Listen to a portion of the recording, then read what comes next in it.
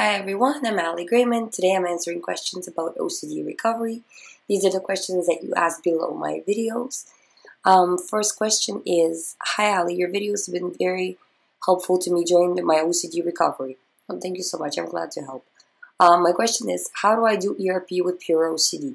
My anxiety shoots up when I have to study or when I feel like I'm going to become a bad person, scrupulosity. But the anxiety doesn't seem to be decreasing, even though I keep forcing myself to study. And when I feel a compulsion to do the right thing, I don't always realize it's OCD. What do you think should be my way to keep going towards recovery? It sounds like generally you're doing everything correctly, but I think the problem is that you're expecting a result right after you refuse. And the result is not going to come that quickly. So you're going to be refusing for a month or two before you actually see results. And even then, they're going to be kind of like they come slowly, right? So in the moment where, your adrenaline is up, your cortisol is up, and you're like, no, I'm refusing reaction. It's not like, the thoughts are magically going to go away. They're still going to be there, and that's okay. So try to look at it more that, like, don't create panic out of why is the thought not leaving, but more like, okay, I disregarded, the thought is still there, I'm just going to continue to do what I'm doing. Like, look at it without panic. Like, it's okay that the thought is there as long as I'm not paying attention to it. And little by little, it's going to start to dissipate over time. Not over the one time, but over time. Next time you study time after that, it's going to be, you'll see that it's getting easier to study, right? But in the moment, it's not going to go away. And if you start to panic that it's not going away, it actually might get worse because you're starting to panic, right? In terms of when I feel compulsion to do the right thing, I don't always realize that it's OCD. So you have to kind of look at it in terms of markers, right? Same thought, high anxiety, urge to do something, right? That tells you that it's OCD, that this is your, usual OCD situation. You might not always catch it, but as long as you catch it most of the time, that's good enough. But try to look at it like in those terms, because that'll make it easier for you to tell. And generally, if you're questioning a thought as possibly being OCD, then that means it is OCD. Next question is, how to deal with waking up in the middle of the night when your mind is racing with all kinds of unwanted thoughts and not being able to fall asleep again. I would say that if this is the situation and you know from experience that you are most likely not going to fall asleep, then try to get up and do something, right? I know it's in the middle of the night, so there's only so much you can do, but try to maybe play a video game or something, just something to take your mind off of things. Reading is or watching TV is kind of like maybe a little bit less engaging, but something like that. Even like using different areas of the brain, such as like with OCD, it's kind of like you're using like the artistic part of your brain, so to speak, because you're trying to kind of, come up with things. It's imaginary and those kinds of things, right?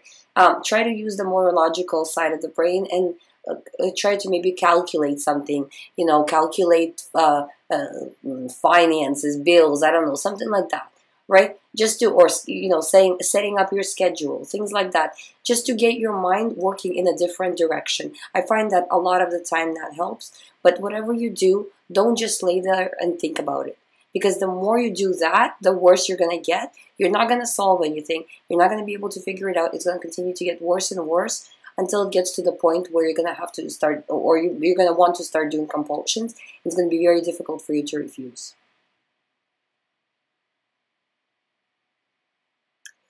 Next question is, all old memories of my ex-girlfriend and the day when I was fine haunts me.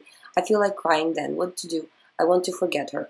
So if you want to forget her, you can't be bringing her up mentally. So these thoughts are coming in. They're haunting you.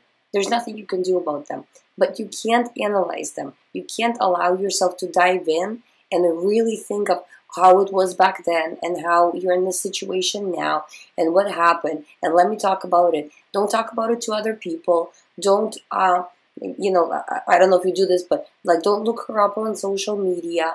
Don't look at like sad movies that will remind you of her. You know what I mean? Like, don't provoke any more thoughts. you know? Right now, you need to distance yourself from it. Not from a position of avoidance, but from a position that this is no longer productive.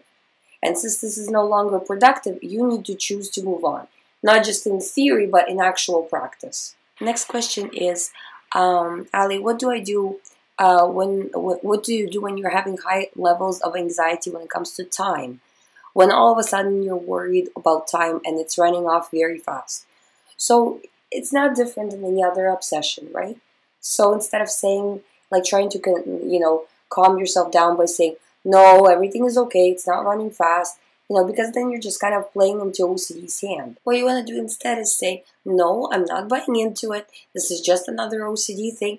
Yeah, of course time is running fast. Maybe I'll look in the mirror next time and I'll be an old man, or, you know what I mean? Like, kind of like really take it to that level of like, oh yeah, of course, yep, that's it, dying tomorrow. You know what I mean? And just really take it to that level and just keep taking it to that level all the time, sarcastically, not giving into it, you know what I mean? Really, you need to show it who's boss in order for you to feel better. That's just how OCD works. Also, with that situation, it's very important that you don't avoid anything that has to do with time, such as, like clocks, watches, things like that. Like, you know what I mean? Like not avoiding looking at it, not avoiding looking at the calendar. You know what I mean? So you're facing things like celebrating holidays, like those kinds of things, right? Celebrating, doing things as normally you would if you didn't have this type of OCD.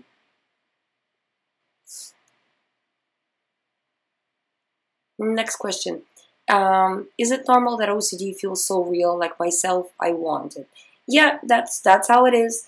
And the more you try to figure it out, well, do I really want it? Do I not? The more you do this, the worse it's going to get. So it's just, like it comes from a choice. You need to make a choice and then stick to that choice. No matter what, keeping going like this. The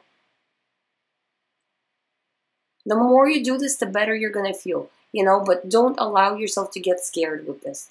Yeah, okay, it feels real. Yeah, I feel like I want it. Yeah, I feel the urge. Yeah, oh my, I feel like, like I don't know what your OCD is, but for example, for harm OCD, right? A lot of the time the person will say, well, I feel like my hand moved when I thought about like hurting somebody or, whatever. You know what I mean? So stuff like that. That's all very common. So it could be physical urges. It could be mentally you have a feeling of an urge. That's all OCD. Just choose to disregard. You will see all of this goes away. I hope you guys find my videos helpful. If you haven't subscribed to this channel, please subscribe. If you'd like to do the recovery program, all the information is on youhaveocd.com. Thank you so much for watching. I'll see you tomorrow.